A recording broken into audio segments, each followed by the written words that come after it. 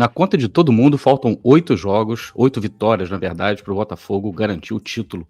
Na minha também está próximo disso, né? Então, tem gente aí que já fala em 25 pontos, 24, entre 24 e 25 pontos. Eu vou falar quais jogos são esses que o Botafogo precisa vencer para garantir o título e a gente poder gritar tricampeão. Mas eu vou também falar de outros jogos que tem aí no restante do campeonato, nas últimas 16 rodadas que o Botafogo terá pela frente. É depois da vinheta.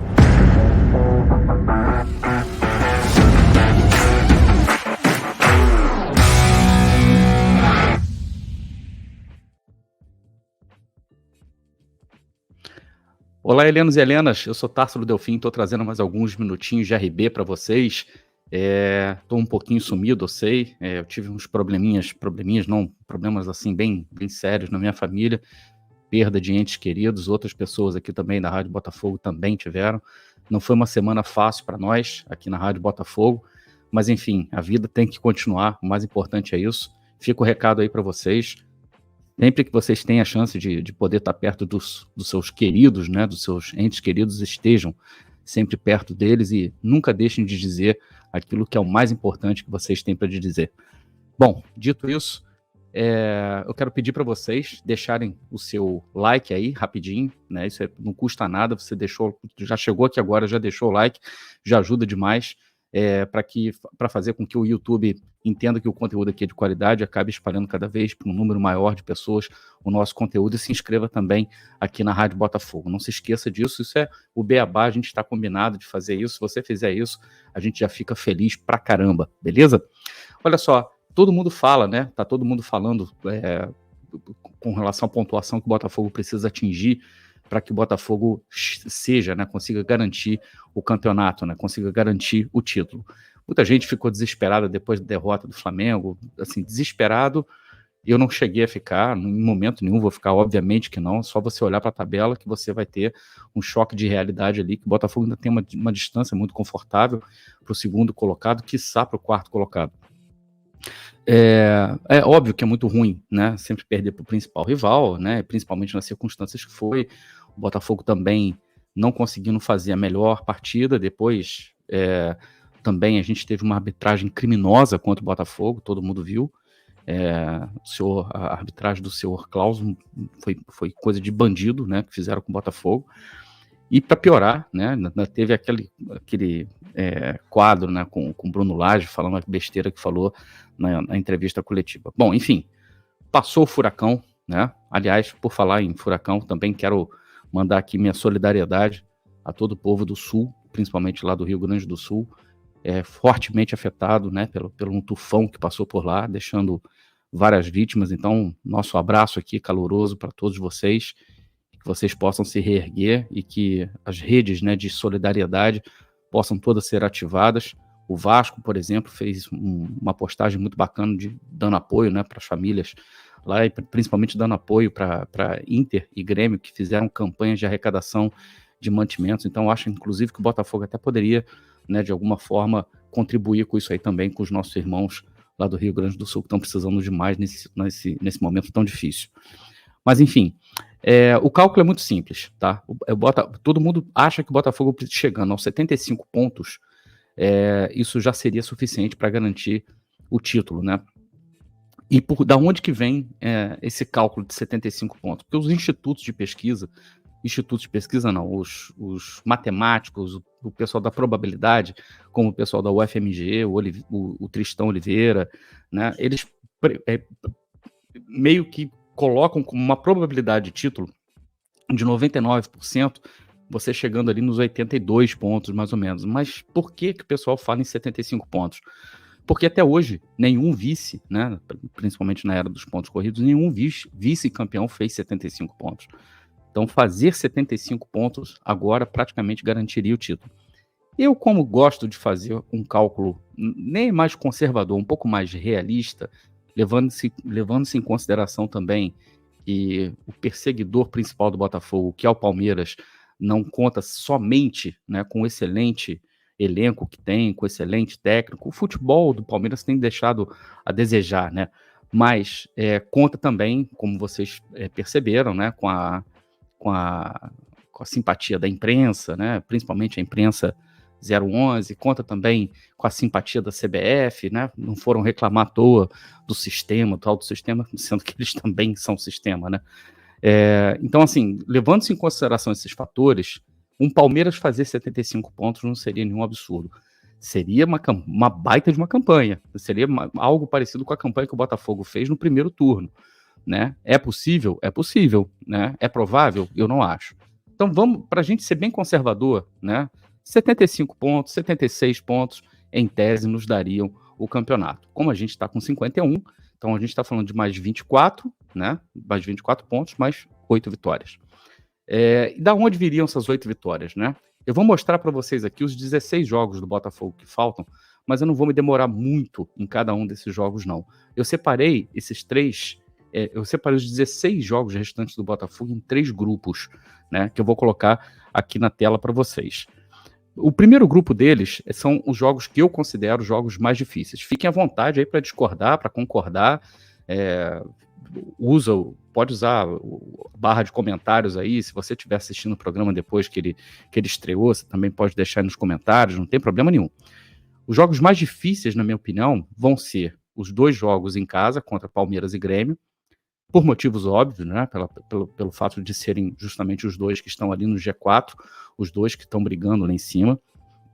E eu acho que, obviamente, o jogo contra o Palmeiras tende a ser mais difícil do que o jogo contra o Grêmio, mas o Grêmio também, pelo que a gente está vendo, vai dar trabalho até o final, né? Embora eu acredite menos no Grêmio do que no Palmeiras.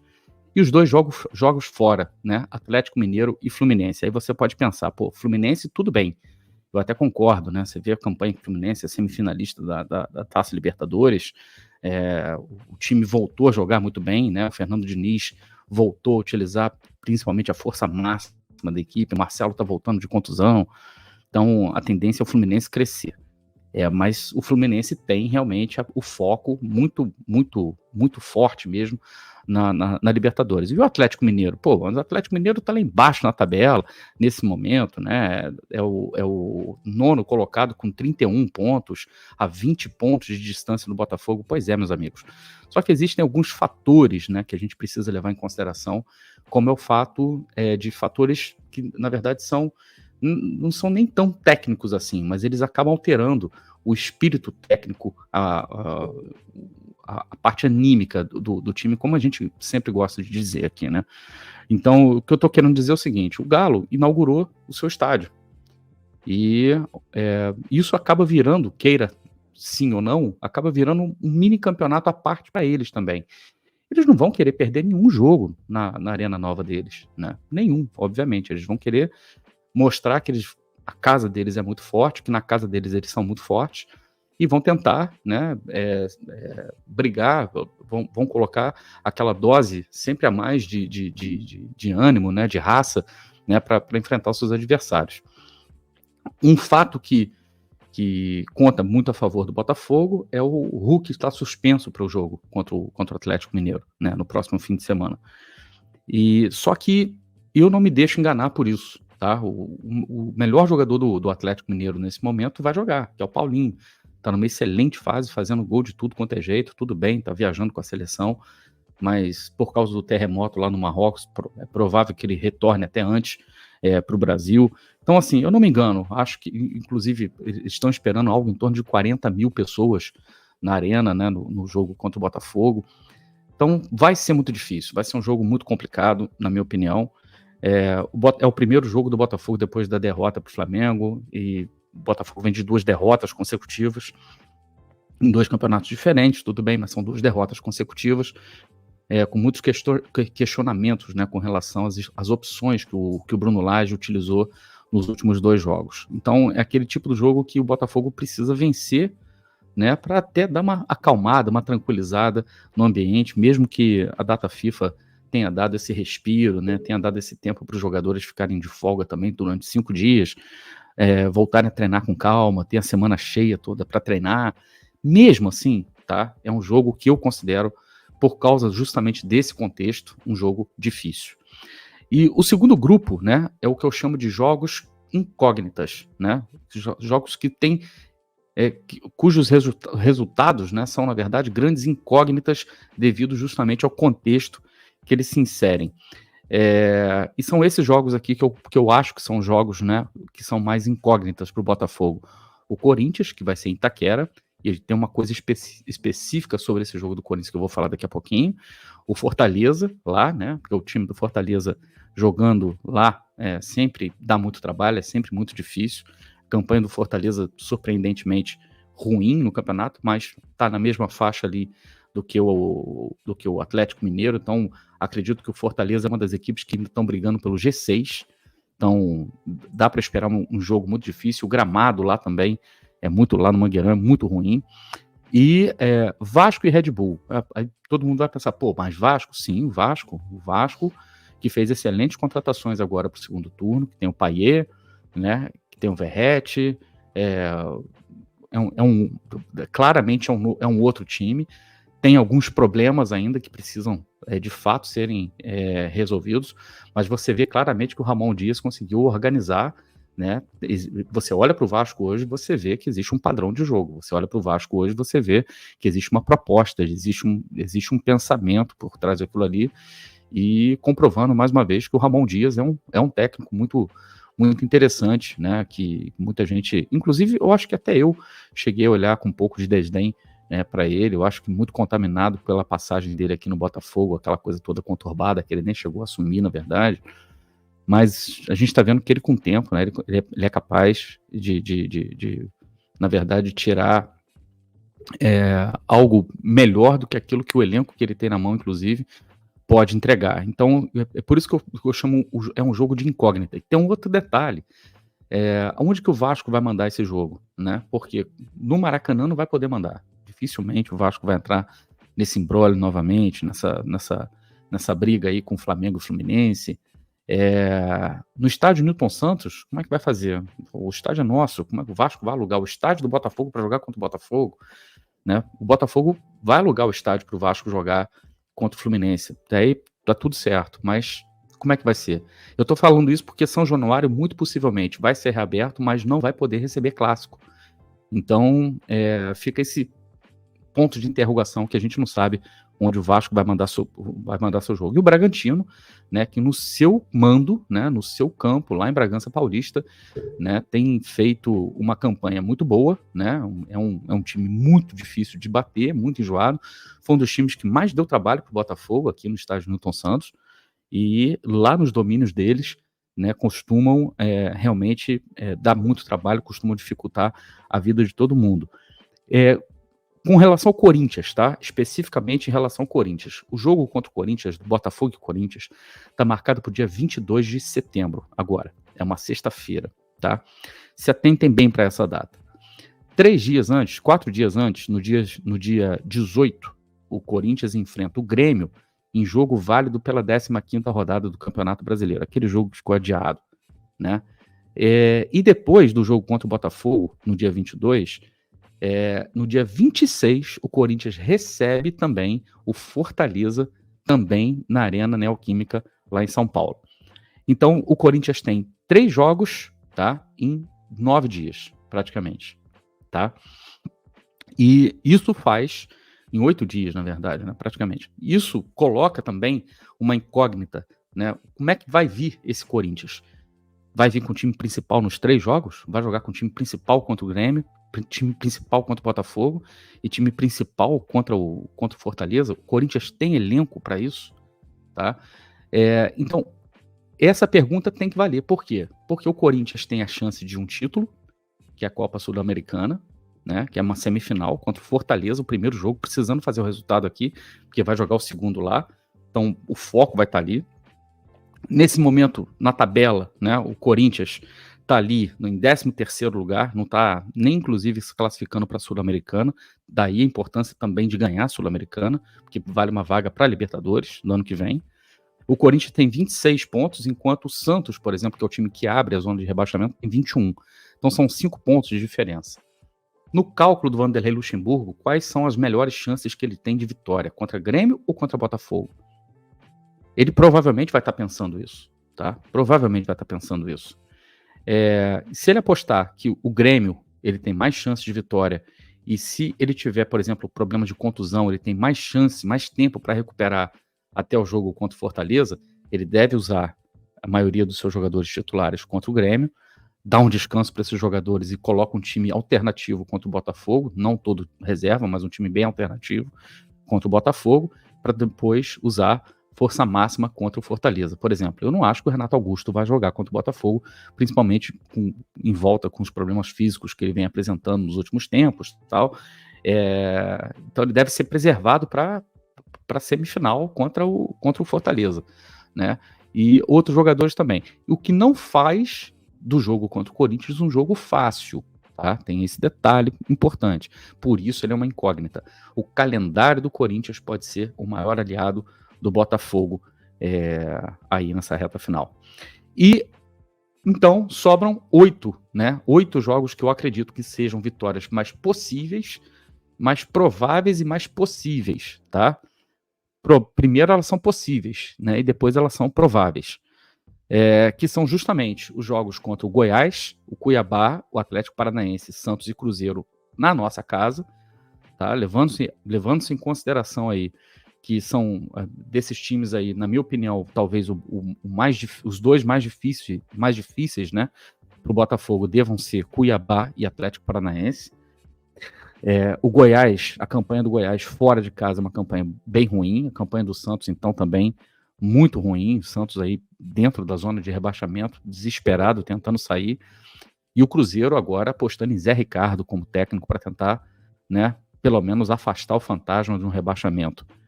Então, são esses jogos em casa que a gente não pode negociar, na minha opinião. O Atlético Paranaense também vem mal no campeonato, né, fazendo uma campanha que para eles, né, para os padrões que eles se acostumaram nos últimos tempos, está bem abaixo, com apenas 34 pontos.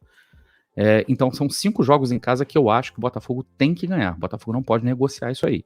E os 3 jogos fora, nos quais a gente tem mais possibilidade de ganhar, são contra o Curitiba, que também faz uma campanha muito ruim no campeonato, continua contratando jogadores para ver se consegue reforçar o elenco, para ver se consegue dar um up lá, mas a coisa está complicada, né, pro lado do Coxa, infelizmente, né, é com dor no coração que eu falo isso, que eu gosto do Coxa.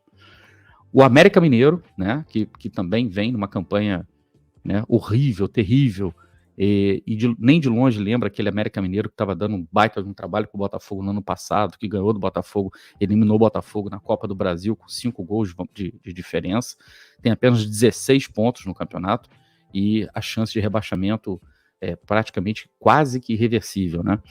E o Internacional. Por que o Internacional? Você pode perguntar, mas o Inter, cara, o Inter é semifinalista da Copa Libertadores da América. Exatamente. Esse é um dos motivos pelos quais eu acredito que o Internacional deva ser uma equipe onde a vitória contra o Inter é possível e provável. Por quê? Porque é o último time que a gente enfrenta no campeonato, lá no final do campeonato.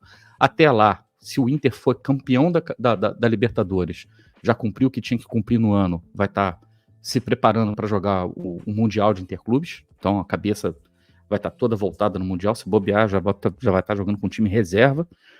Se não forem campeões, né, vão pelo menos tentar se livrar do rebaixamento. Eu não acredito que o Inter brigue pelo rebaixamento, muito pelo contrário, a equipe do Internacional é muito qualificada, tem 26 pontos também, na mesma situação do Corinthians, 5 pontos à frente lá do Santos na zona de rebaixamento, e cá entre nós, se não ganhar a Libertadores e já tiver garantido a permanência na Série A, né, no ano que vem, pode eventualmente estar brigando pelo quê? Pode eventualmente estar brigando por uma vaga na Sul-Americana ou então uma vaga na Libertadores, se houver a possibilidade de um G8, que eu nem sei se existe essa possibilidade esse ano. Então, assim, é aquele último jogo ali, o jogo da ressaca, o jogo do encerramento, e queremos nós que seja o jogo em que o Botafogo vai levantar o troféu, né? Por isso que eu acho que a vitória contra o Inter é muito possível, muito provável. Eu quero saber de você, se você concorda, discorda de tudo que eu falei aqui.